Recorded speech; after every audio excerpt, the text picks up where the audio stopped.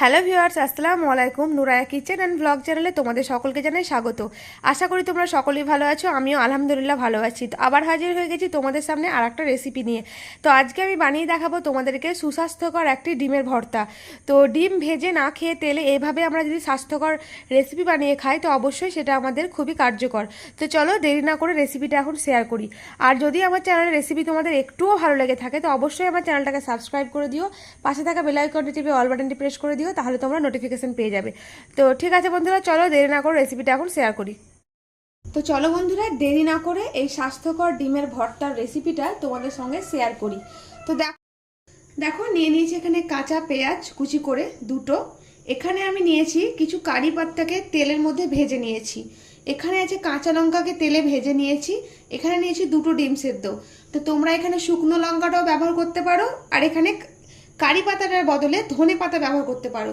তো আমরা কারি পাতাটা ভালো লাগে আমাদের, তার জন্য আমি কিন্তু কারি পাতাটা ব্যবহার করছি।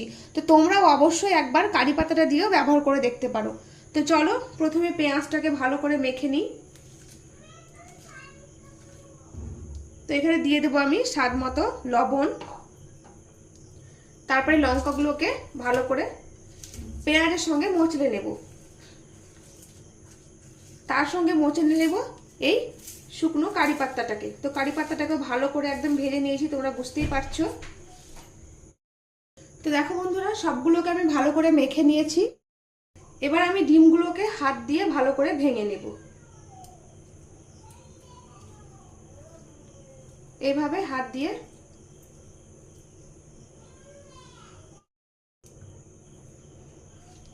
এবার ভালো করে পেঁয়াজের সঙ্গে চটকে চটকে হাত দিয়ে সুন্দর করে একদম মেখে নেব। আর এর উপরে দিয়ে দেবো এখন আমি সর্ষের তেল।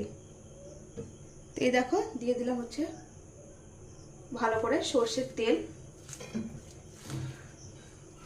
এখন ভালো করে ভর্তাটাকে আমি মেখে নেব।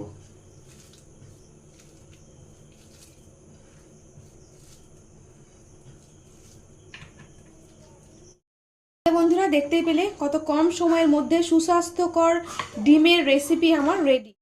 কত অল্প সময়ে এই সুস্বাস্থ্যকর ভর্তার রেসিপিটা রেডি হয়ে গেল, তোমরা দেখতেই পেলে। তো কোনো ঝামেলা ছাড়া এত সুন্দর স্বাস্থ্যকর রেসিপি ঘরে বানানো উচিত আমাদের। তেলে ডিম ভেজে না খেয়ে এরকম সেদ্ধ করে যদি আমরা ভর্তা বানিয়ে খাই, এটা সত্যি খুব ভালো এবং এটা ভিটামিন। কিন্তু তোমরা সহজেই বানিয়ে নিতে পারবে। তো ভিডিওটা যদি ভালো লেগে থাকে তো অবশ্যই চ্যানেলটা সাবস্ক্রাইব করে দিও, পাশে থাকা বেল আইকনটি টিপে অল বাটনটি প্রেস করিও, তাহলে নোটিফিকেশন পেয়ে যাবে।